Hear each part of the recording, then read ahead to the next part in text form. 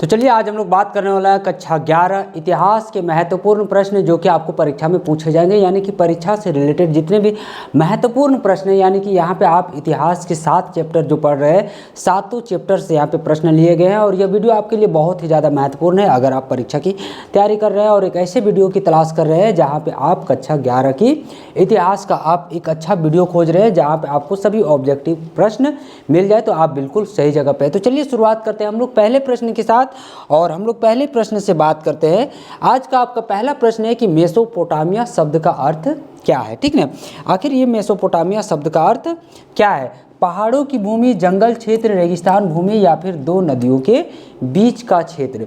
तो मेसोपोटामिया का अर्थ होता है कि दो नदियों के बीच के क्षेत्र को क्या कहा जाता था, मेसोपोटामिया कहा जाता था। ठीक ना, जैसे आप पढ़े होंगे मेसोपोटामिया की सभ्यता, तो ये मेसोपोटामिया का शब्द का अर्थ क्या होता है, दो नदियों के बीच के जगह को हम लोग क्या कहते हैं, मेसोपोटामिया कहते हैं। ठीक ना, यानी कि आपका पहला सवाल का जवाब हो जाएगा ऑप्शन नंबर डी।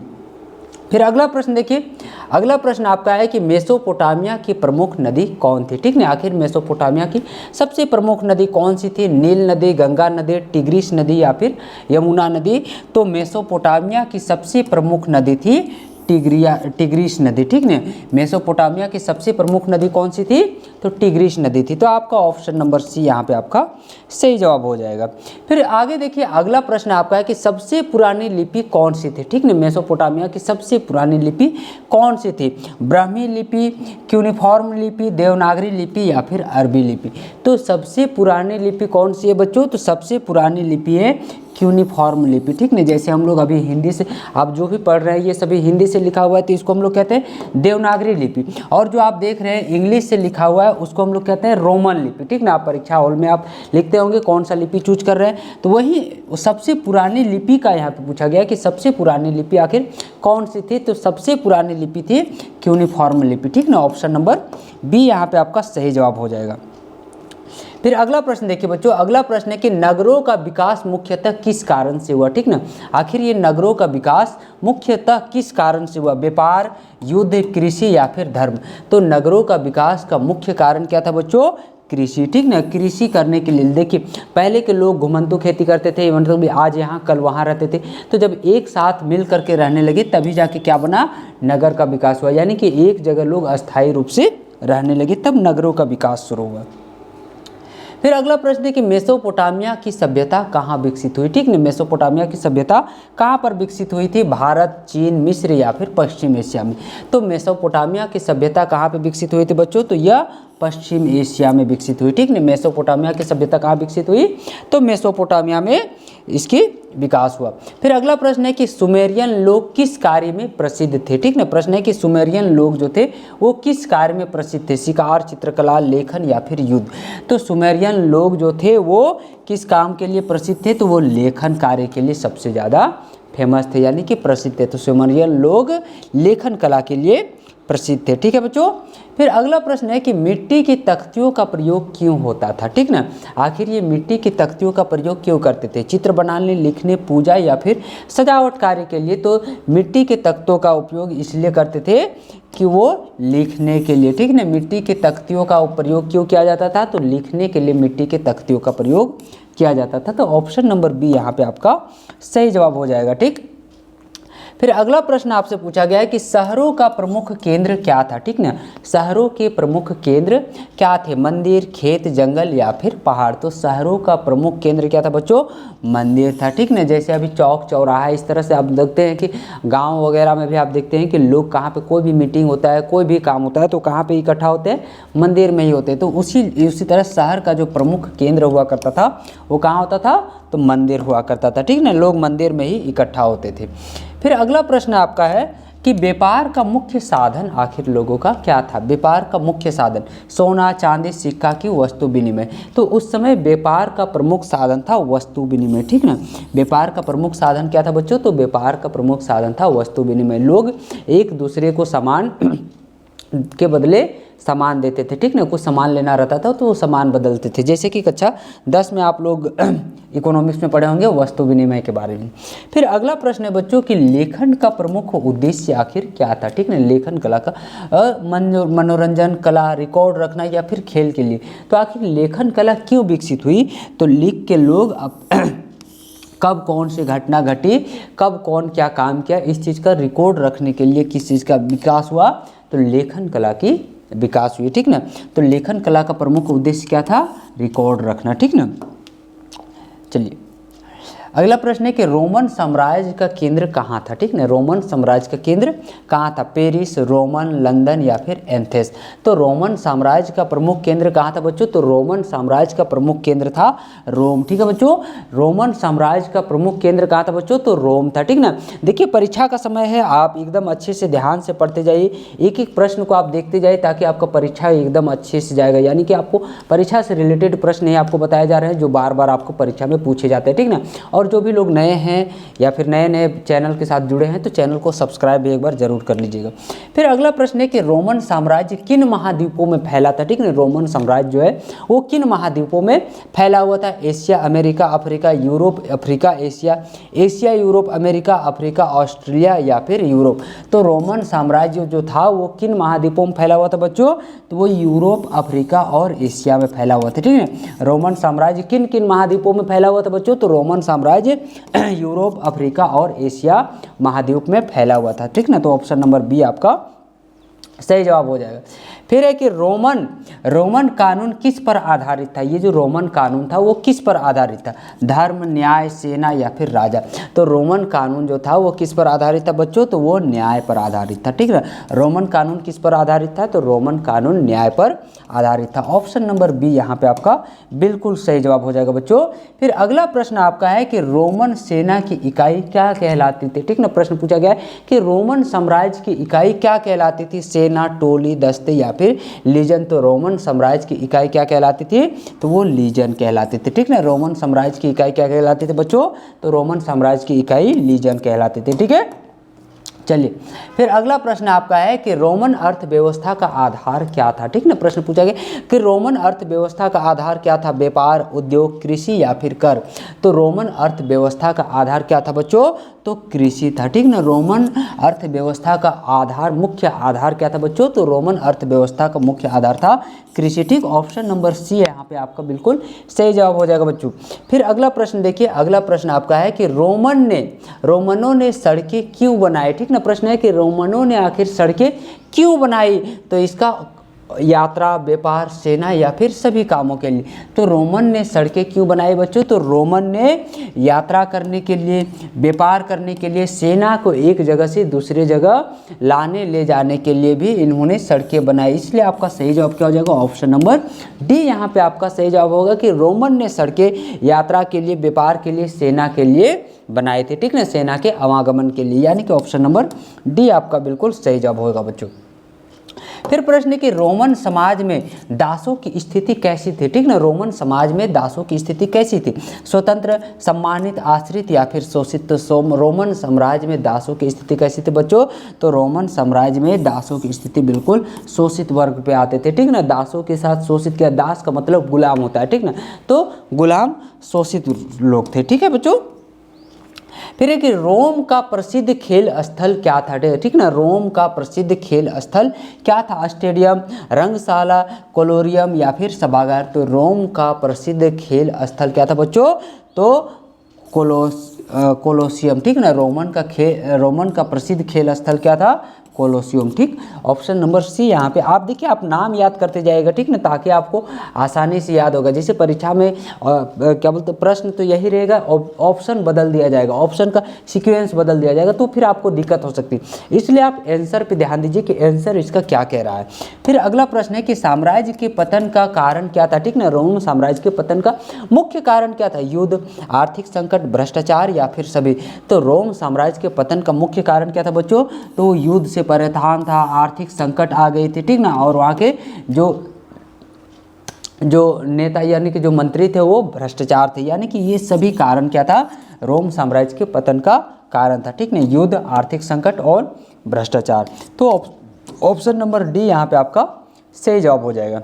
फिर प्रश्न पूछा गया है कि रोमन शासक को क्या कहा जाता था, ठीक है ना। रोमन शासक को क्या कहा जाता था, राजा, सम्राट, सेनापति या फिर मंत्री। तो रोमन शासक को क्या कहा जाता था बच्चों, तो रोमन शासक को सम्राट कहा जाता था, ठीक ना। रोमन शासक को क्या कहा जाता था बच्चों, तो रोमन शासक को सम्राट कहा जाता था, ठीक ना। ऑप्शन नंबर बी यहाँ पे आपका बिल्कुल सही जवाब हो जाएगा बच्चों। फिर अगला प्रश्न आपका है कि मंगोल किस प्रकार के लोग थे। प्रश्न क्या पूछा गया है कि मंगोल किस प्रकार के लोग थे, कृषक, व्यापारी, घुमंतु या फिर मजदूर। तो मंगोल किस प्रकार के लोग थे बच्चों, तो मंगोल आपकी घुमंतु लोग थे, ठीक ना। घुमंतु लोगों को क्या कहा जाता था बच्चों, तो मंगोल कहा जाता था, ठीक ना। तो मंगोल किस प्रकार के लोग थे, तो वो घुमंतु लोग थे, ठीक। अगला प्रश्न देखिए, अगला प्रश्न आपका है कि मंगोलों के संस्थापक कौन थे, ठीक ना। क्या पूछा गया है कि मंगोलों के संस्थापक कौन थे, तो मंगोल के संस्थापक कौन थे, चंगेज खान थे, ठीक ना। मंगोलों के संस्थापक कौन थे बच्चों, तो मंगोलों के संस्थापक चंगेज खान थे, ठीक। अगला प्रश्न पे चलते हैं बच्चों। अगला प्रश्न आपका है कि मंगोल सेना की विशेषता क्या थी, ठीक ना। प्रश्न क्या पूछा गया कि मंगोल सेना की विशेषता क्या थी, पैदल, अनुशासन, घुड़सवार या फिर हथियार। तो आखिर मंगोल सेना में क्या विशेषताएं थी बच्चों, तो मंगोल सेना घुड़सवार सेना थी, ठीक ना। ऑप्शन नंबर क्या हो जाएगा, ऑप्शन नंबर सी। पैदल सेना का मतलब कि युद्ध में जाने वाली सेना पैदल जा रही है और पैदल युद्ध कर रही, ठीक ना। अनुशासन का मतलब उसमें डिसिप्लिन था। घुड़सवार का मतलब वो घोड़ा में बैठ के और लड़ने में निपुण थे, ठीक ना। तो मंगोल सेना की क्या विशेषता थी, तो वो घोड़े पे सवार होकर लड़ने में वो निपुण थी। तो ऑप्शन नंबर सी यहाँ पे आपका बिल्कुल सही जवाब हो जाएगा बच्चों। फिर अगला प्रश्न है कि मंगोलों का मुख्य निवास क्या था, ठीक ना। मंगोल कहाँ पे रहते थे, मंगोलों का मुख्य निवास क्या था, घर, महल, तंबू या फिर किला। तो मंगोल लोग कहाँ रहते थे बच्चों, तंबू में रहते थे, ठीक ना। मंगोल कहाँ पे रहते थे, तो वो तंबू छाड़ के जहाँ भी जाते थे युद्ध के लिए वहीं पे तंबू छाड़ के वो रहते थे। तो मंगोल का मुख्य निवास क्या था बच्चों, तंबू था, ठीक है। अगला प्रश्न देखिए, अगला प्रश्न है कि मंगोल शासन किस पर आधारित था, ठीक ना। प्रश्न क्या पूछा गया बच्चों कि मंगोल शासन जो था वो किस पर आधारित था, कानून, परंपरा, सेना या फिर धर्म।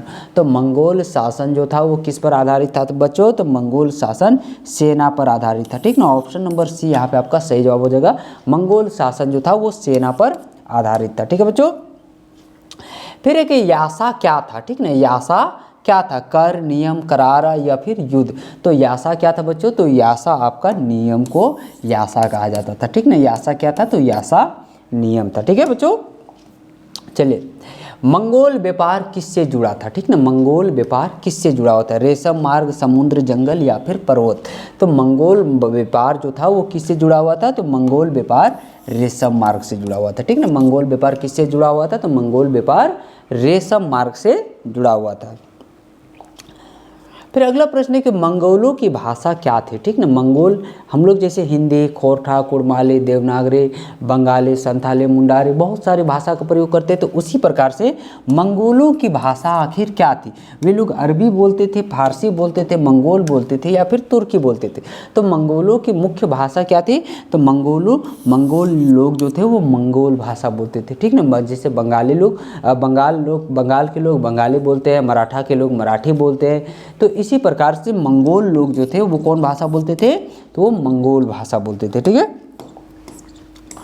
अगला प्रश्न, चंगेज खान की राजधानी क्या थी, ठीक ना। चंगेज खान कहाँ का, उसका राजधानी कहाँ था, बीजिंग, काराकोरम, समरकंद या फिर बगदाद। तो चंगेज खान की राजधानी कहाँ थी, चंगेज खान की राजधानी थी काराकोरम, ठीक ना। चंगेज खान की राजधानी क्या थी, तो काराकोरम। ऑप्शन नंबर बी यहाँ पे आपका सही जवाब हो जाएगा। आप इसको याद कर लीजिएगा, बहुत इंपॉर्टेंट सवाल है। फिर अगला प्रश्न है कि मंगोल शासन की कमजोरी क्या थी, ठीक ना। मंगोल शासन की कमजोरी क्या थी, शिक्षा, प्रशासन, युद्ध, एकता की कमी। तो मंगोल शासन की मुख्य कमजोरी क्या थी, तो उनके सेना में एकता नहीं थी, ठीक ना। उनके अंदर एकता की कमी थी जिसके कारण मंगोल का पतन होता। चलिए, फिर अगला प्रश्न, फ्रांसीसी समाज कितने वर्गों में बटा हुआ था, ठीक ना। फ्रांसीसी समाज जो था वो कितने वर्गों में बटा हुआ था, 2, 3, 4 या फिर 5। तो फ्रांसीसी समाज कितने वर्गों में बटा था बच्चों, तो फ्रांसीसी समाज 3 वर्गों में बटा हुआ था, ठीक ना। फ्रांसीसी समाज कितने वर्गों में बटा हुआ था, तो फ्रांसीसी समाज 3 वर्गों में बटा हुआ था, ठीक है।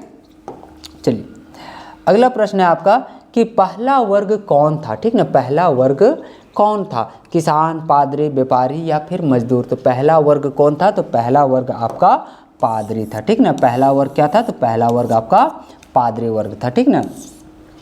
फ्रांसीसी 3 समुदाय में बटा हुआ था, 3 वर्ग में बटा हुआ था, उसमें से पहला वर्ग क्या था, पादरी वर्ग था, ठीक है।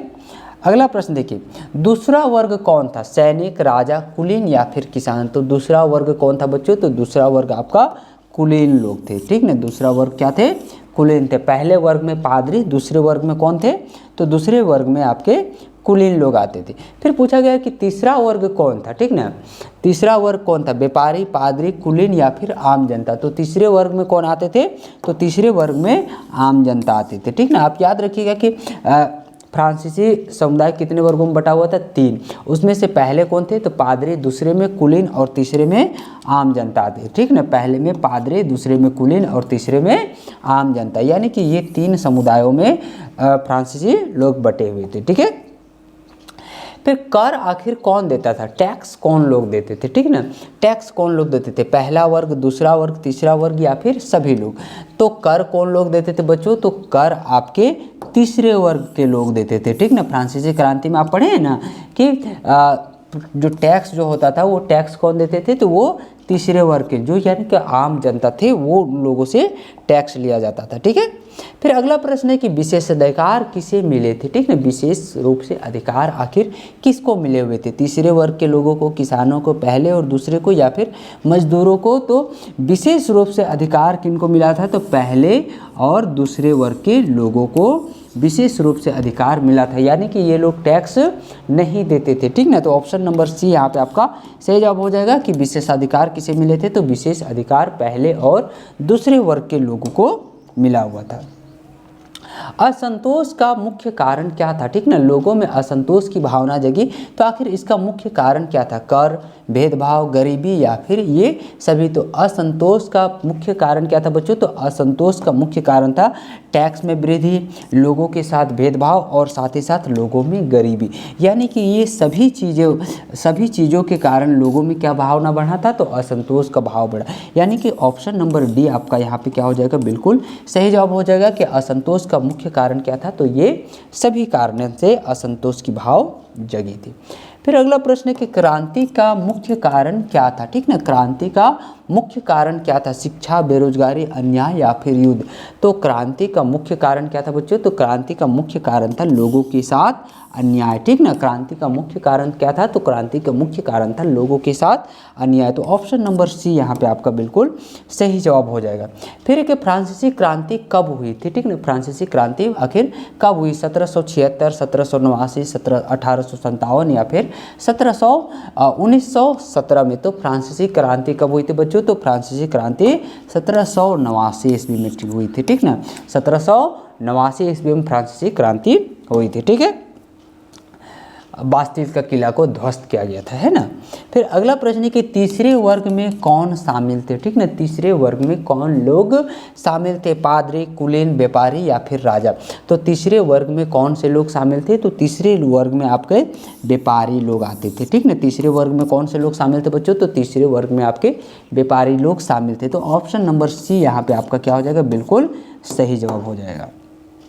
चलिए फिर है कि भक्ति आंदोलन का मुख्य उद्देश्य क्या था, ठीक ना। भक्ति आंदोलन का मुख्य उद्देश्य क्या था, युद्ध, सत्ता, भक्ति या फिर धन। तो भक्ति आंदोलन का मुख्य उद्देश्य क्या था बच्चों, भक्ति, ठीक ना। भक्ति आंदोलन नाम से ही पता चल रहा है आखिर भक्ति, तो भक्ति आंदोलन का मुख्य उद्देश्य क्या हो जाएगा बच्चों, तो भक्ति आंदोलन का मुख्य उद्देश्य भक्ति था, ठीक है। चलिए फिर अगला प्रश्न देखिए। अगला प्रश्न है कबीर किसके अनुयायी थे, ठीक ना। कबीर जो थे वो किसके अनुयायी थे, सगुण, निर्गुण, शैव या फिर वैष्णव। तो कबीर जो थे वो किसके अनुयायी थे, तो कबीर जो थे वो निर्गुण के अनुयायी थे, ठीक ना। कबीर किसके अनुयायी थे, तो कबीर निर्गुण। फिर अगला प्रश्न है आपका कि सूफी संत किस धर्म से जुड़े हुए थे, ठीक ना। सूफी संत जो होते थे वो किस धर्म से जुड़े हुए थे, हिंदू, मुस्लिम, बौद्ध या फिर जैन धर्म से। तो सूफी संत जो थे वो किससे जुड़े हुए थे, तो सूफी संत आपके मुस्लिम समुदाय से जुड़े हुए थे, ठीक ना। सूफी संत किससे जुड़े हुए थे, तो सूफी संत आपके मुस्लिम समुदाय से जुड़े हुए थे, ठीक ना। ऑप्शन नंबर बी आपका यहाँ पे हो जाएगा। मीराबाई किसकी भक्त थी, ठीक ना, मीराबाई जो थी वो किसकी भक्त थी, राम, कृष्ण, शिव या फिर विष्णु। तो मीराबाई आपकी किसकी भक्त थी, तो मीराबाई आपका कृष्ण की भक्त थी, ठीक ना। मीरा जो थे वो किसकी भक्त थी, कृष्ण की भक्त थी, ठीक ना। चलिए फिर अगला प्रश्न आपका आ जा रहा है कि भक्ति आंदोलन कहाँ पे फैला, उत्तर भारत, दक्षिण भारत, पूरे भारत या फिर विदेश में। तो भक्ति आंदोलन कहाँ पे फैला था बच्चों, तो भक्ति आंदोलन आपका पूरे भारत में फैल गया था, ठीक ना। भक्ति आंदोलन जो था वो पूरे भारत में धर्म का प्रचार शुरू हुआ, ठीक ना, धर्म का मान्यता शुरू हुआ, यानी कि ये भक्ति आंदोलन पूरे के पूरे भारत में फैल गई थी, ठीक। चलिए फिर है कि सूफी खानकाह क्या थे, ठीक है ना। सूफी खानकाह क्या, मंदिर, विद्यालय, आश्रम या फिर धार्मिक केंद्र। तो सूफी खानकाह क्या थी बच्चों, तो सूफी खानकाह आपका धार्मिक केंद्र था, ठीक ना। सूफी खानकाह क्या थी, तो सूफी खानकाह एक धार्मिक केंद्र थी, ठीक है। फिर कि तुलसीदास की भाषा क्या थी, संस्कृत, अवधी, ब्रज या फिर फारसी। तुलसीदास की भाषा क्या थी, तो तुलसीदास की भाषा क्या थी बच्चों, तो तुलसीदास की भाषा आपकी अवधी भाषा में वो लिखते थे, ठीक ना। तुलसीदास कौन सी भाषा में लिखते थे, तो तुलसीदास आपके अवधी भाषा में लिखते थे। ऑप्शन नंबर बी यहाँ पे आपका सही जवाब हो जाएगा कि तुलसीदास अवधी भाषा में लिखा करते थे। फिर प्रश्न है आपका कि प्रेम और भक्ति का संदेश किसने दिया, ठीक ना। प्रेम और भक्ति का संदेश किसने दिया, सूरदास, कबीर, मीरा या फिर सभी। तो प्रेम और भक्ति का संदेश किसने दिया था, तो प्रेम और भक्ति का संदेश आपके सूरदास, कबीर, मीरा, ये तीनों ही ने दिया भक्ति और प्रेम का संदेश। इसलिए ऑप्शन नंबर डी यहाँ पे आपका सही जवाब हो जाएगा कि प्रेम का संदेश, प्रेम और भक्ति का संदेश हमें सूरदास, कबीरदास और मीरा, ये तीनों से हमें प्राप्त हुए, इसलिए आपका सही जवाब हो जाएगा ऑप्शन नंबर डी। फिर एक सांस्कृतिक परंपरा का मुख्य साधन क्या था, ठीक ना। प्रश्न है कि सांस्कृतिक परंपरा का मुख्य साधन क्या था, युद्ध, साहित्य, व्यापार या फिर कला। तो सांस्कृतिक परंपरा का मुख्य साधन क्या था, तो सांस्कृतिक परंपरा का मुख्य साधन आपका साहित्य था, ठीक ना। क्या था बच्चों, तो सांस्कृतिक परंपरा का मुख्य साधन आपका साहित्य था। ऑप्शन नंबर बी यहाँ पे आपका बिल्कुल करेक्ट आंसर हो जाएगा। फिर प्रश्न पूछा गया कि भक्ति आंदोलन से क्या बढ़ा, ठीक ना। भक्ति आंदोलन से क्या बढ़ा था, भेदभाव, कटुता, एकता या फिर हिंसा। तो भक्ति आंदोलन से क्या बढ़ा था, तो भक्ति आंदोलन से लोगों में एकता का भाव जगा, ठीक ना। भक्ति आंदोलन से लोगों में एकता बढ़ा, इसलिए आपका सही जवाब क्या जाएगा, ऑप्शन नंबर सी, भक्ति आंदोलन से क्या बढ़ा, तो भक्ति आंदोलन से एकता बढ़ी थी, ठीक है।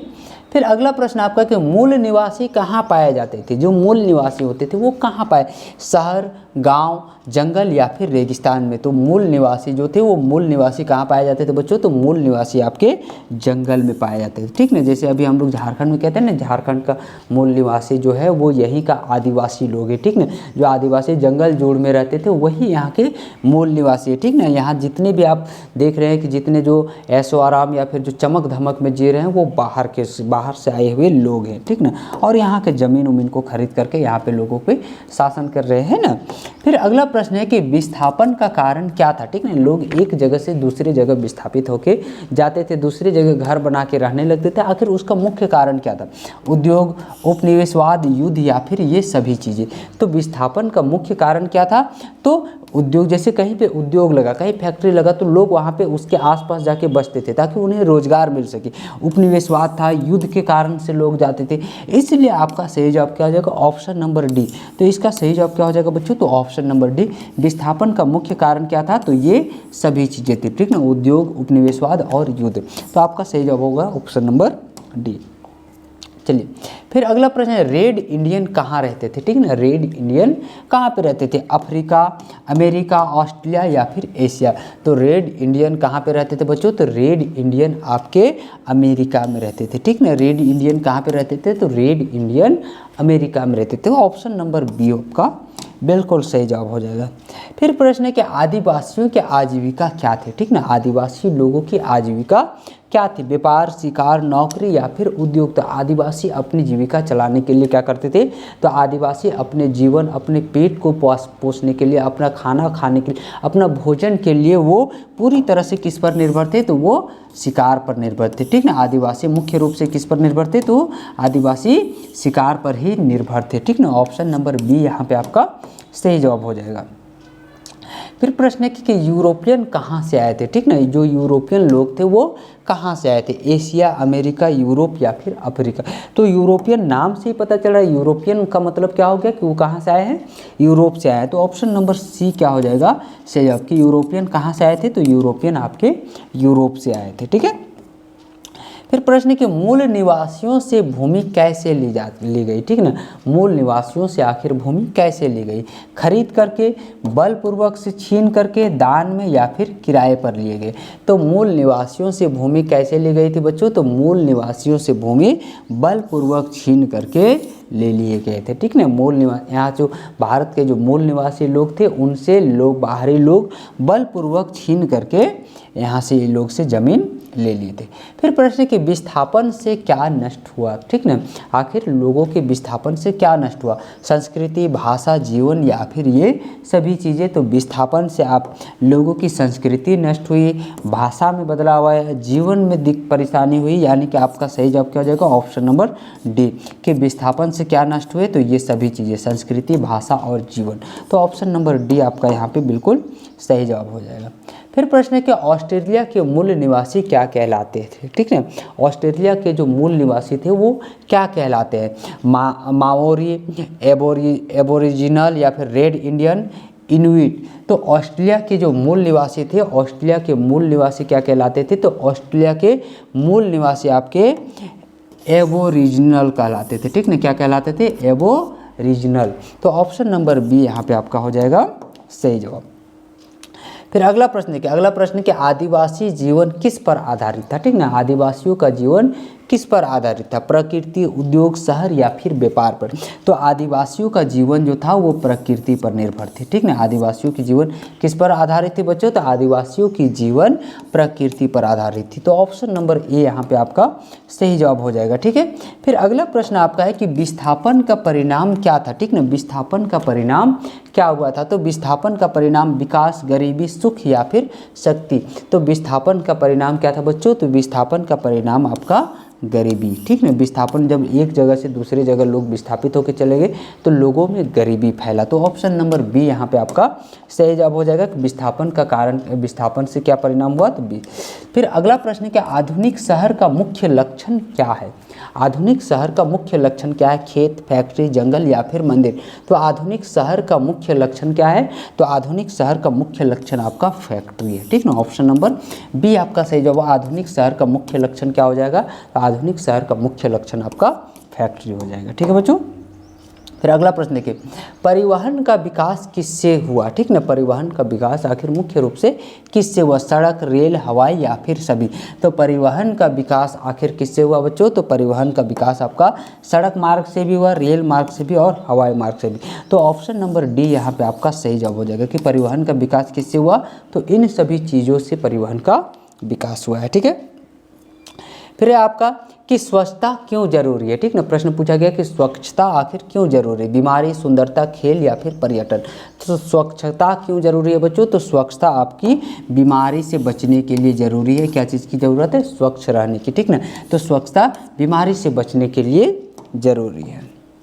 फिर आपका कि नगर नियोजन का अर्थ क्या है, ठीक ना, नगर नियोजन का अर्थ क्या है, निर्माण, व्यवस्था, सफाई या फिर कर। तो नगर नियोजन का अर्थ क्या है बच्चों, तो नगर नियोजन का अर्थ है व्यवस्था को बनाए रखना, ठीक ना, नगर नियोजन का मतलब क्या होगा कि व्यवस्था को बनाए रखना, नगर नियोजन का अर्थ हो गया व्यवस्था आपका।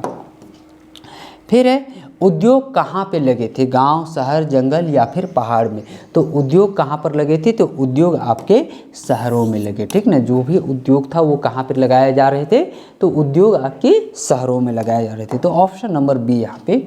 फिर है मजदूर कहाँ से आए थे, शहर से, गांव से, विदेश से या फिर जंगल से। तो जो मजदूर लोग थे वो कहाँ से आए थे, तो मजदूर लोग जो थे वो गांव से कहाँ जाते थे, शहर जाते थे। इसी से विस्थापन व पलायन भी इसको कहते हैं, विस्थापन भी कहते हैं। तो मजदूर कहाँ से आए थे, तो मजदूर जो थे वो गाँव से आए थे, ठीक ना।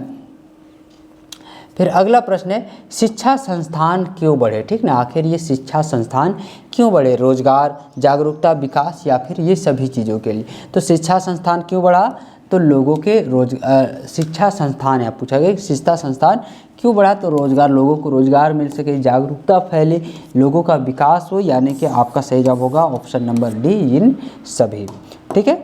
फिर अगला प्रश्न देखिए, अगला प्रश्न है कि बिजली का प्रयोग कब बढ़ा था, ठीक ना, बिजली का प्रयोग कब बढ़ा, मध्यकाल में, आधुनिक काल, प्राचीन काल या फिर भविष्य काल में। तो बिजली का प्रयोग कब बढ़ा था, तो बिजली का प्रयोग आपका आधुनिक काल में सबसे ज़्यादा बढ़ा, ठीक नहीं, यानी कि अभी के युग में ही बिजली का सबसे अधिक बढ़ा था। तो ऑप्शन नंबर बी यहाँ पे आपका बिल्कुल सही जवाब होगा।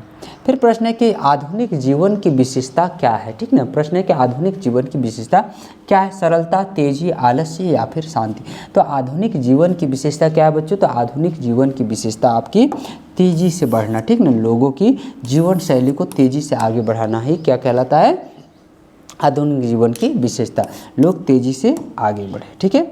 फिर अगला प्रश्न है कि आधुनिकीकरण से क्या बदला, ठीक ना, आखिर आधुनिकीकरण हुआ तो इससे क्या बदला, समाज, अर्थव्यवस्था, जीवन शैली या फिर ये सभी चीज़ें। तो आधुनिकीकरण से आपका समाज बदला, अर्थव्यवस्था बदली, यहाँ के लोगों की जीवन शैली, रहने सहने, यानी कि ऑप्शन नंबर क्या हो जाएगा, ऑप्शन डी आपका सही जवाब होगा। तो यहाँ हम लोगों ने टोटल 70 MCQ प्रश्न देखे बच्चों। फिर मिलेंगे हम लोग नए वीडियो में, तब तक के लिए धन्यवाद।